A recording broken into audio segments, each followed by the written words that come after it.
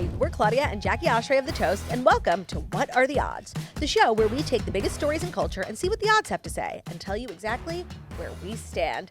Hey guys, how you doing? I'm doing good. I love referencing the Polymarket pop culture markets because it's such a great way to get some perspective on our opinions. Yes, a lot of times it does feel, as hosts of the biggest pop culture show in the world, that we're like shouting into an echo chamber. And that we're only talking to each other. And, you know, we always agree with each other. So it's hard for us to like understand and know if there's people who disagree with us. Now, we haven't seen you guys since our last episode. Hope you missed us. And I hope Did you miss us? Because we missed you. Hope some of the other hosts have been keeping you company.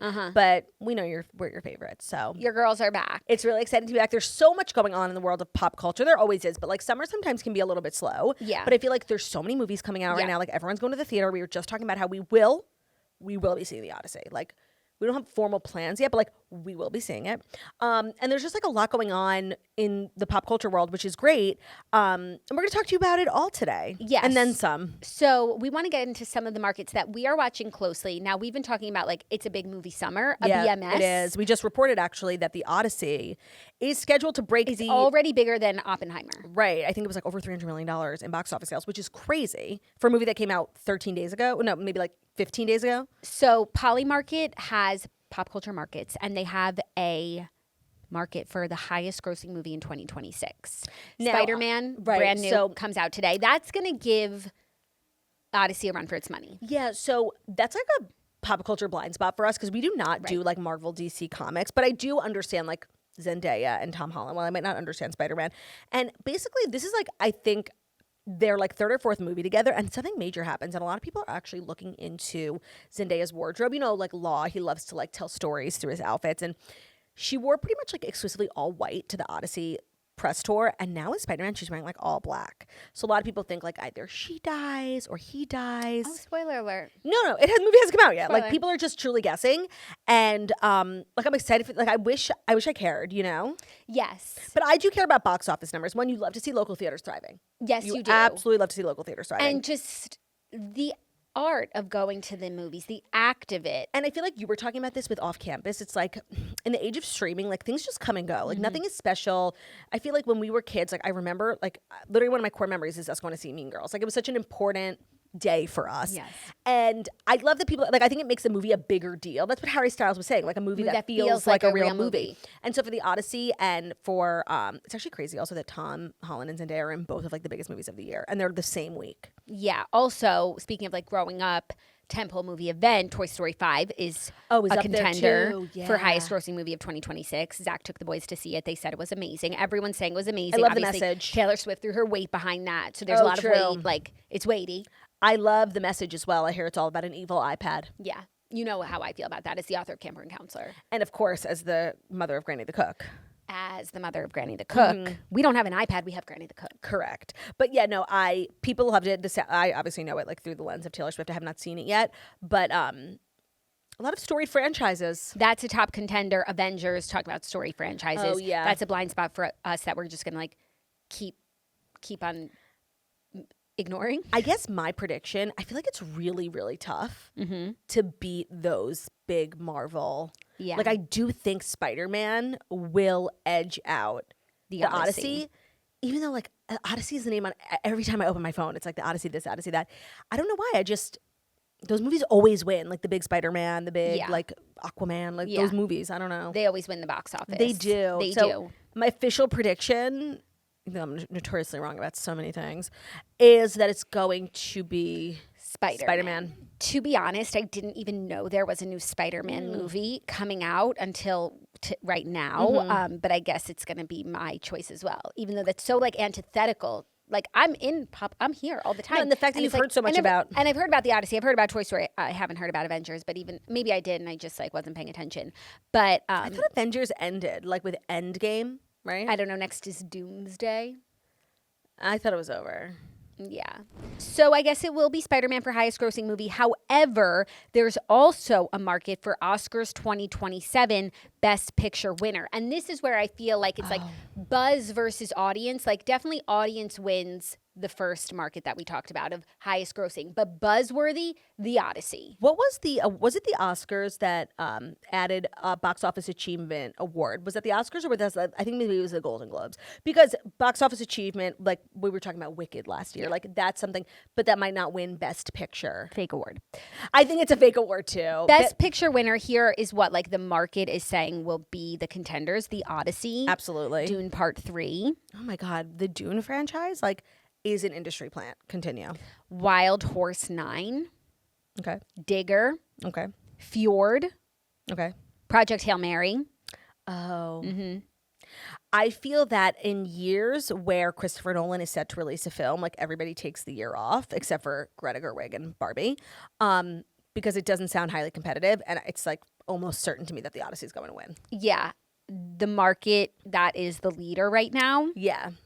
And I feel like that feels right, considering I didn't even know these other movies. It's kind of like existence. When Taylor Swift is set to release an album, like people move their albums away from that week. I think that Christopher Nolan is definitely the Taylor Swift of the film industry. Oh, you think so? Yeah, I mean, I think if you have like a big passion project, like and the Oscars are important to you, like maybe just wait till next year. Well, he doesn't release movies that often. There are a couple, like there's Quentin, yeah, of course. There's James. Of course. There's Guillermo del Toro. Yeah, Greta. She's a big one. Greta. But no, I think they all sort of like bow down to There's Christopher Catherine Nolan. Bigelow. They all bow down. There's too. Kenneth Ortega.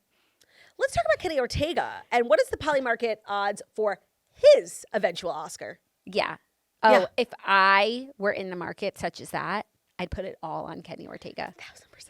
But speaking of Taylor Swift music, what are the artists doing this year? There's also a market for top album of 2026. We were just having this conversation. We were talking about this extensively. It's kind of been like an amazing year for music. And I think a lot of times when Taylor's albums are in the talks for album of the year, it's sort of just like assumed she's going to win. I think this is the first time in a really long time that it's pretty much assumed that she's not going to win. I do think she'll be nominated because they respect her and, she sold a lot of copies, which does mean something.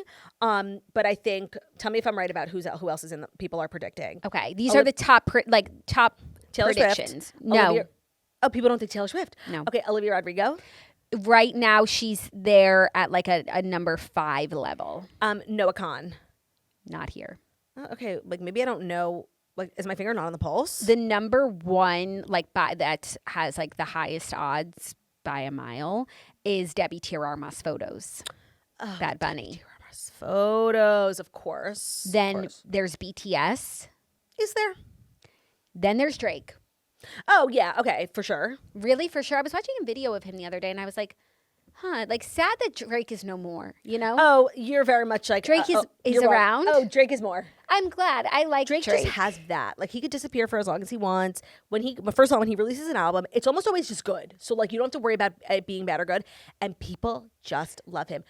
Men and women. Like, I'm so glad. Men are so loyal to him and women just like love him. He has it made in the shade. He's going to be famous forever. I'm so glad to hear. I'm happy to hear that. At his core, he's just very talented. So like as long as you have that, you'll always be okay. And then also up there is The Romantic by Bruno Mars, which is an album I have thoroughly engaged in and is very sonically pargy. Yeah, I feel like the industry doesn't always give Bruno his flowers. No. And it's like we all agree that Bruno's the greatest. Like whenever we cite the greats or the best songs or just like the songs that are perfect, like everyone agrees that it's Bruno, but it's like no one wants to give Bruno his flowers. Yeah, he's like almost... That's a constant theme in my house. He's almost like too commercially successful for his own good. Like even his like Apata is first of all the best song ever. It is the biggest song ever, like globally. It's not like America, but all over. Like they know it in every country. It's kind of like Pharrell's Happy. Mm-hmm. And I don't know. I just feel like people almost look down on that type of commercialism and that commercial success. Perhaps, but then or you think about like Uptown Funk. Like now we've listened to it so many times. And it's like a wedding song. But just like when you listen to the song, it's perfect. No, I think people listen to the song now and they're like roll their eyes. Or No, it's but corny. like go back. I'm sorry. I just want to say like I don't like the way I felt about it the first time I heard it is the way I feel about it. If you played it for me right now, and if it plays at a wedding, I'm on the dance floor. Dumb. I'm not on the dance floor. I'm underneath the dance floor. Bum bum. It's so good. But like, how do you not tapping your foot? Totally. when it comes to album of the year, it's like, well, album of whose year? What's Right? album of Turdy's year? It does feel like, I don't want to get into, like politics over here, but it does feel like sad. Not sad, but like a little scary to say as a big Taylor Swift, like probably number one Swiftie, registered Swiftie.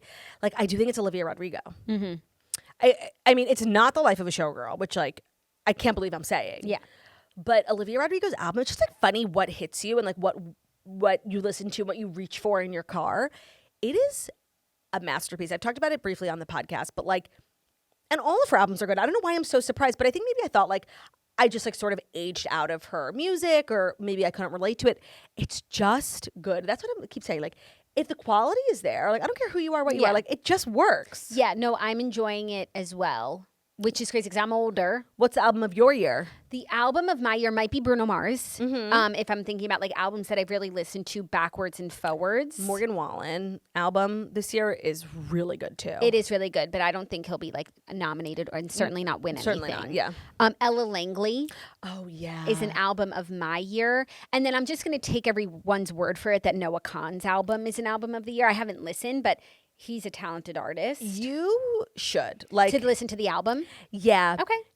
I'll listen now. Yeah, I don't know. Like, is folksy music like your vibe? Like, yes, I like Stick like Season. Alt? You like Stick and Season. I like Somber. You know I do. Okay, is somber alt? And also, I can't listen to Noah Kahan's album because I'm going to encounter Orbit. You'll have to just block the song. It's called The Orbiter, I think. I'm going to counter Orbiter, Yeah, which I can't do. You tell like Spotify or wherever you're at, like to not play it. That's like when that Peter Dinklage song comes on the Wicked soundtrack. Yes, they should just remove that song from the soundtrack entirely. It's a universal experience. A feature to hide it. Is there? I love that. Well, you should do that with The Orbiter. Okay. Just until your hormones. Maybe I'm strong enough now. Just until your hormones have balance. Have settled. I'm going to give it a chance. And it wasn't so much the listening to the song, it was like the thinking about the song too hard. So maybe if I just like keep it surface level with the surface lyrics, and I just think it's about like Buzz Aldrin, or maybe it's about Buzz Aldrin. Maybe it's about Buzz Lightyear. Oh, I would love that. I would. That's an interesting category. I'm going to keep my eye on that. It is. I also feel like when it comes to predicting, I'm always off because I just like live in my own world musically, which I can acknowledge is not like what's always the most popular. It's just like what I gravitate towards. I'm surprised Olivia Rodrigo wasn't like making more waves. Well, yeah, I do think she's there in like a small capacity, but her album's also new, and maybe like some of the people don't know it so well. And then they also have like some fun pop culture markets, like for the girlies, you know, Kim Kardashian and Lewis Hamilton to be engaged. People are wondering if they're going to be engaged. Do you think Kim will marry again? Like that's a good question. Yeah, I think that like maybe Lewis and her like are endgame, but I actually cannot see her ever getting legally married ever again. So maybe she'll be like engaged forever, or like just be in a long-term partnership. I can't see her getting married. I think she's like so traumatized from her divorce. Yeah. Good question, which leads to another market, which is Kendall Jenner and Jacob Elordi, engaged by 2027. Yes or no? Well, I don't know. Kendall, she's never been married or engaged, so like I do think that we will see in our lifetime like a Kendall Jenner wedding. In our lifetime. But I don't know about, I mean, they seem like serious enough. Yeah. I don't know. She has like a lot of high profile relationships, and I just don't get the sense like this is going to be the one. Yeah. You know what I mean? I know. It's like, why now? Right. What's different? He's Australian? Maybe he's because he's Australian. Or age. You know, you get older. Maturity, and then you're just ready. Yeah. I was just watching a clip of Madison Beer on Therapist talking about like how when she met Justin, she was ready, and he like came in the right person at the right time. You have to be ready. You have to be open. You have to have your light on. Love. You have to have your light on. It's so true. But I love like hanging out with my fellow pop culture enthusiasts on the Polymarket markets because I really get a sense of the lay of the land, and it doesn't change like my opinion and my beliefs, but like it's nice to know what other people think. It's good to have that context. It's kind of like running a focus group, you know? It's good to know what the public is thinking. Yes, and of course, it's fun for us to like flex all of our pop culture knowledge and get in on these markets and be like, well, you don't know this and that. Right. Well, like as an expert with insider information, yeah, it does help. And like you can choose the underdog. Right. We're always choosing the underdog, don't you find? Yeah, we are the underdogs. 1,000%. Put that in your market and smoke it. Am I right? Well, that was fun. I just that was. I love just chatting about pop culture. And that's it for this week. There are more culture markets coming to Polymarket every single day. And if you want to get in on the action, download the Polymarket app, use code WATO. What are the odds? WATO, WATO. Follow What Are the Odds wherever you listen, and check back next Friday when Heather McMahon of Absolutely Not takes the reins again and dives into the next big pop culture stories shaping the conversation. Until then, keep asking, what are the odds? What are the odds? And the Polymarket app is so great for making this so easy. And you can just toggle between all your fave markets and check out. And we've enjoyed listening to us on the Polymarket app. That's reason enough to download. Yeah. No, I feel like, yeah. I feel like, yeah. Yeah, for sure. For sure. Love ya. Bye.